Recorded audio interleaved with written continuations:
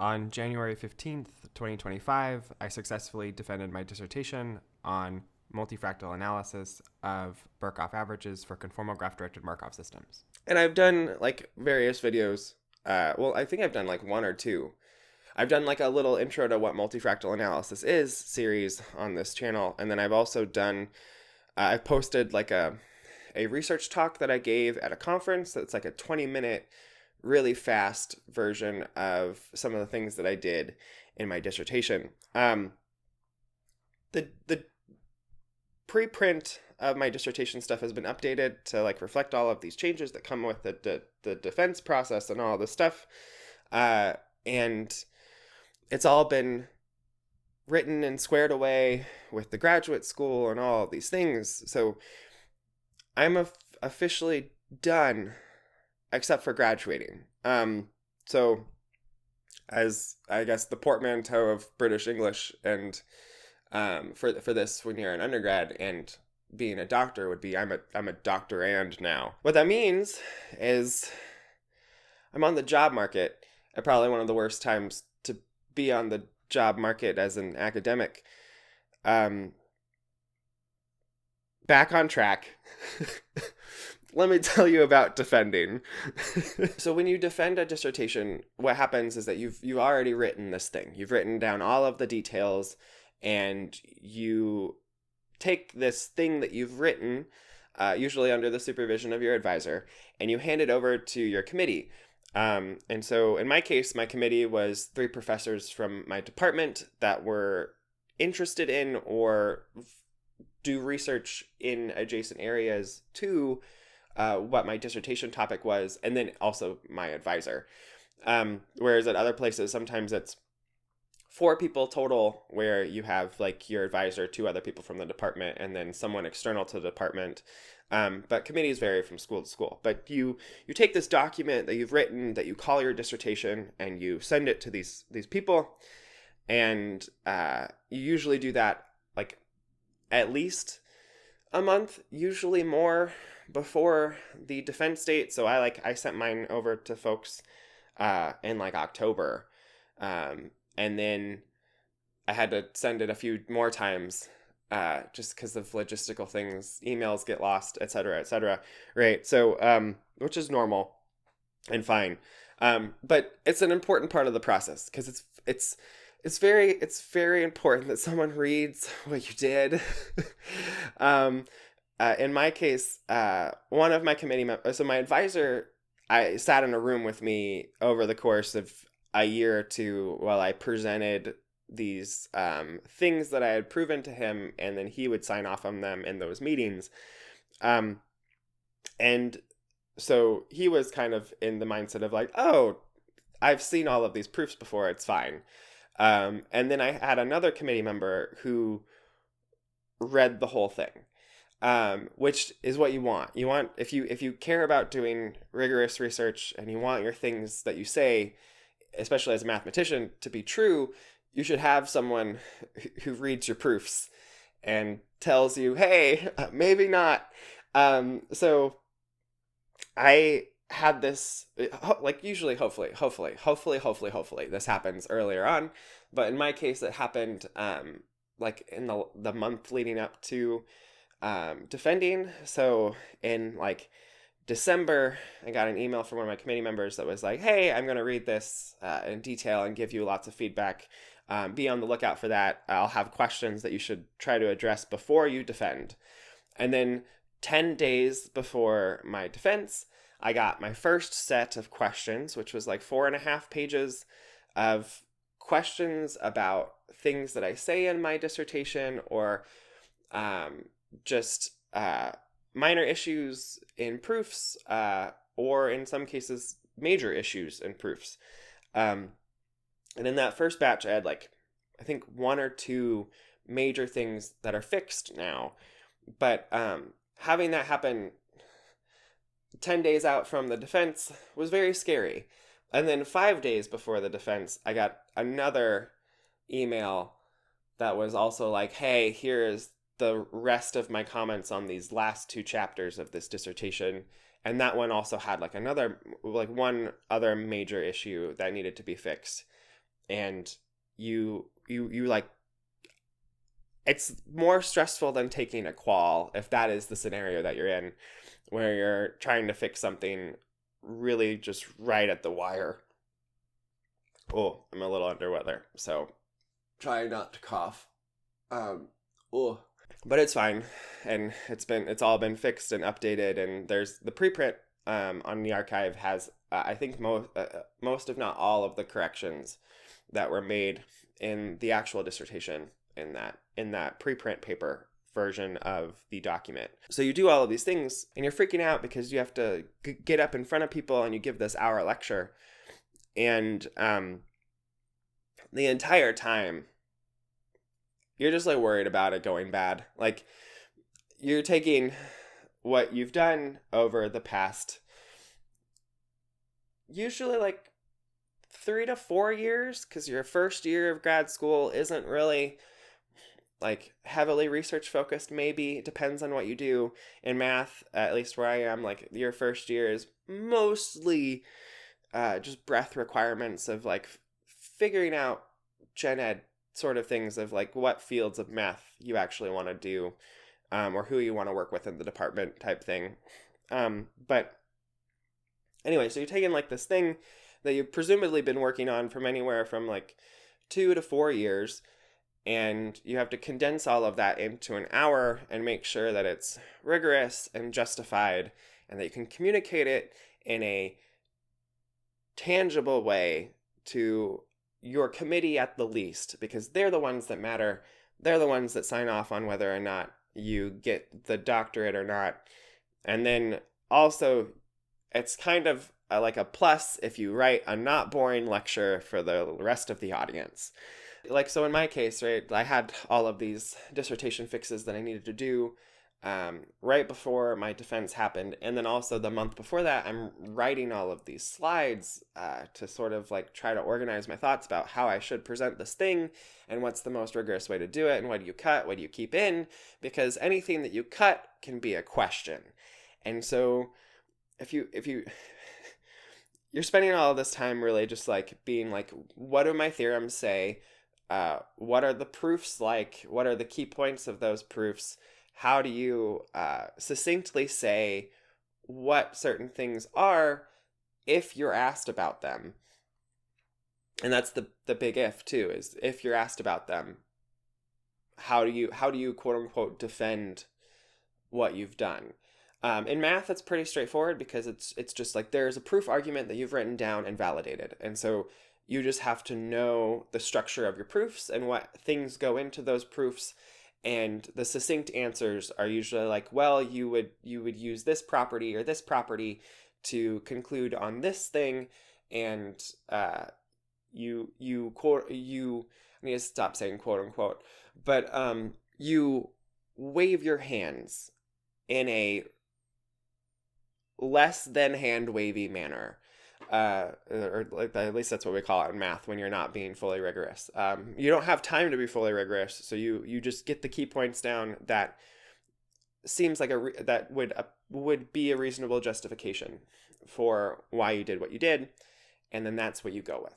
Yeah, the defense is definitely like 1,000% way more stressful than taking a qual, especially if you have something like what I did, where you have some 100 odd questions come up right before you defend. There was also some other like stuff with one of my committee members had some personal stuff happen where they weren't going to be able to be physically at the defense, and so then I had to get a special approver from the graduate school because the date had already been confirmed, and I didn't know if I was going to defend that week. And then I was freaking out because there were only 2 weeks in which I could defend, and it was either that one and the next one, and I'd already had people come into town to see this thing. And then you have your advisor is retiring, and the other person on your committee is going on sabbatical, so they're going to be gone soon, and you have to graduate this semester, otherwise you're going to be financially unable to continue doing grad school and you won't get the doctorate. So very, very high stress time for doing this final presentation. And yeah, so the defense went really well. I have it unlisted on the channel right now. So there'll be a link in the description for if you would like to. It's a Zoom recording, so it just recorded the slides that I had and me saying things. So there's like some board work that doesn't appear that I'm pointing to at some point in the talk, which makes it kind of hard to follow, which is why it's unlisted on the channel. But I will put a link in the description if you would like to see or hear at least and see some slides of what a defense looks like. It's about 70 minutes long. And so when you do this defense, right, like at least where I'm at, you defend your thing for an hour by giving this presentation. And then at the end of that hour or so, everyone except for your committee leaves the room, and you and your committee hang out and they ask you questions about things. So in my case, the presentation part of it went really, really well. So I like preemptively had answered a lot of questions that I suspected would come up. And then at the end during this question session, I had like a what could you do more with this thing sort of question, or could you talk more about your analysis of this particular set sort of question stuff. And so it was relatively lower pressure than or as I had hoped it would be, because I sort of tried to design this talk to preemptively answer some of the questions that I think would have been asked about my results. And then I had to make sure that I brought up some things that were of concern, and then talk through those a little bit during that closed door. And then the defender gets kicked out, and they sort of deliberate to decide if you pass or not. And then after they make a decision, you find out shortly afterwards. So so like I sat in a room with a lot of the people that attended my defense, just thinking it went fine, but also, there's always the thing in the back of your head of like, maybe I didn't do enough. And which, when you defend, I guess like the rule of thumb is that your advisor shouldn't put you up to defend unless you're ready to defend. And they have a better knowledge of whether or not you're ready to defend than anyone else, because they've been sitting and listening to you present math to them for however long and update you on how far you are on research and all of this stuff, right? So if anyone's going to know if you're ready or not, it's going to be your advisor. And your advisor is the one that lets you defend anyway. So that's the solace of all of this, right? Is that my advisor says you were ready to defend. And then the questions in the closed door seemed to suggest that everything was fine. And alas, it was fine. And so my advisor walked in, shook my hand. I got a picture with him. Dr. And, portmanteau, British graduand and just doctor, right? So everything is done. That's sort of a lie. The reason that it's sort of a lie is that after you defend, you have to get your dissertation submitted to however your program processes dissertations. So for me, it has to go to the grad school. It has to be formatted in a particular way. And then some of those questions that I had from before the defense that I had answered needed to be edited into the dissertation. So it took about a month after not a month, not a full month, but about 2 or 3 weeks after the defense to finish wrapping up all of those edits and get everything polished and send it off to the graduate school to be like, hey, I defended a thing and I did the thing. There's also some logistical paperwork stuff that happens in there somewhere, within the week of the defense for me, but that's probably different everywhere. And once you submit the dissertation and the graduate school says you did it, then you're officially Dr. Andy, because you don't have to do anything except for walk at graduation. Now, if I could have done it differently, or if I had the option to do it differently, I would have defended later on in the spring semester. Because I defended the third day of the semester. I literally defended the earliest that it could have possibly happened. because of these sabbaticals and retirement stuff that was happening with my committee members, right? So it needed to happen. But if I could have done it differently, I would 100% have defended later in the spring term just because of job things, right? So the natural question, right, is you defend, and so what's next? And well, there's job stuff to do, right? And so a lot of the time that I was spending revising and reading my dissertation stuff to make sure that I had it solid enough where I could go and write this presentation, and practicing giving that presentation and answering these questions about my dissertation, and all of these things happened during like the most important part of the academic job season for mathematicians interested in doing research. So there's a lot of like postdoctoral things that are due like in December. And so basically like a week or so after my birthday, November-ish, all the way through January 15th was dedicated to like really nailing down my defense, how I wanted to present it, what I needed to present in that defense, and all of these other things, right? So not the optimal time to also have all of these job deadlines show up and need to be like, I had already like had my job materials together, so a lot of it was like going on and submitting these things, but things get weird when you're applying for jobs. You have to like, in academia, you have to, or at least as far as, I don't know what I'm doing. That's the truth of it all. But from what I've been told by everyone that I know who has a job in academia, who's gone through the process, they're all like, you need to look at the webpage for the school that you're interested in and look at the department, and then find someone in the department that your research can either tangentially or directly apply to, and then you go and you write a cover letter that's sort of oriented around like how you would fit into the department while also saying all of these things about yourself. But it can't be too long, because if you make it too long, then they throw out your application. But then some other places want it to be too long. So there are some places that want your cover letter to be like 3 or 4 pages. And then you like need to cold email some people to tell them like you exist and that you would like to work in an area related to what they do, and that there's this opening at their school that you would like to fill, but like you can't do that directly. You have to be,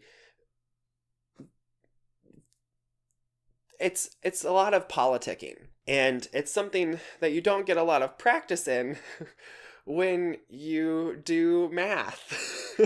Because a lot of math is like, well, you are matter of fact and precise and deliberate about exactly what you're doing and why.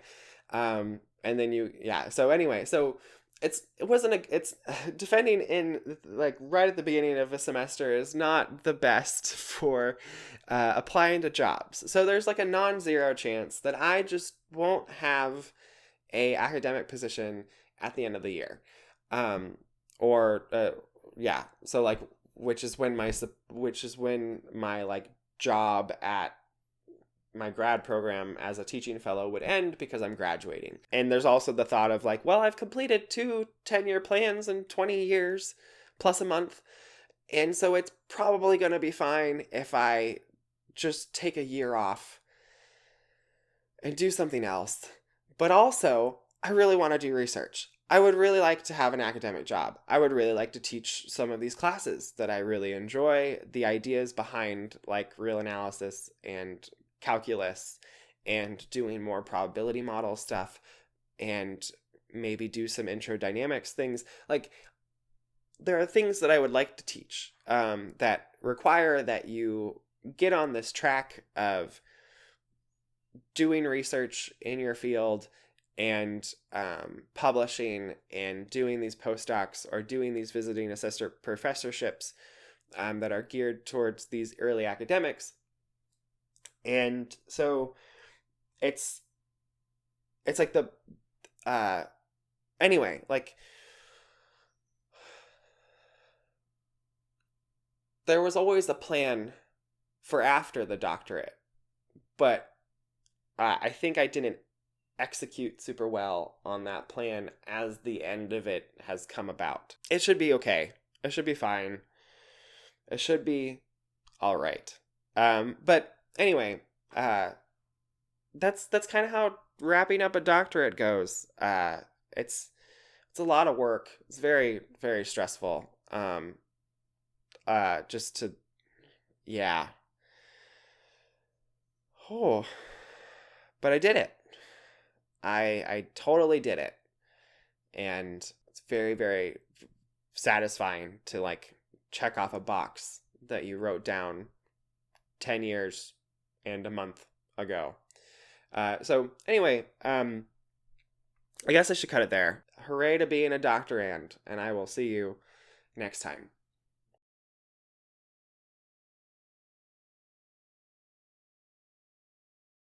Anyway, I wanted to make this little reflection about the dissertation and being done with it, with the defense, because, well, it's kind of the reason I started this channel in some sense. When I started this channel, I had an inkling that I wasn't going to get into grad school the first time around, and I wanted to have something where I could keep up with math in a presentation setting so that when I would eventually get to where I wanted to be, I would be a relatively okay presenter of mathematical things when I'm doing it live. And so a lot of this channel has been like me figuring things out and across various math topics, going into different interests that I've been studying throughout either the graduate degree or beforehand when I was trying to figure out what I wanted to go to grad school for, and doing very rough presentations of a lot of these ideas to sort of figure out how I would want to do it if I was in a class and give it a first go in a place where it wasn't really a big high pressure thing, and then sort of have some practice before you go and teach or present research work and all of this stuff. So in a way, I kind of did the thing that I wanted to do with this channel. And that's really cool. This was like I made a 10-year plan when I was like 8 or 9, and it was to get into a really good college so that I would be able to go to grad school for math and get a doctorate later on in life. And that one worked out, and there were other goals in there too. But then also, like after that one was done, the next 10-year plan was to get to 10,000 subscribers on YouTube and to get a doctorate or finish defending my dissertation by the end of that 10-year period. I was a month late. I was basically exactly to the day of making the plan a month late. But like that's a pretty small epsilon when you're trying to like plan out something and accomplish something in a 10-year time period. I haven't been on the internet for quite a while, and that's mostly because of the dissertation, right? You have a hard thing that you have to do. You have to write in a certain amount of time. For me, personally, this would have been the last year that I could have financially justified staying in grad school. So I needed to finish by this semester. Otherwise, I wasn't going to get the PhD. And I would have just been out of luck. And I would have, quote unquote, wasted 5 years of my life doing this thing. So I successfully did it. Everything's on the track to being okay. I know the job market is I'm going to be tortured by the job market in this video for academics. But because I'm going to be like, this is supposed to be like a very happy video, and in the background you just have this looming man with a death scythe that is, are you going to get an academic job or not? Yes or no? Because that's what I want to do. I want to do research. So this video's all over the place. But anyway, 10-year plans, right? So I finished this 10-year plan. It's a month late, and that's very fun. It's very cool. I'm very, very proud of that. And I would have made this video sooner something happened on defense day later on, after all of the initial celebration, that sort of soured it for me a little bit. But I've mostly gotten over that right now, and I feel like I can talk about it in a constructive way. So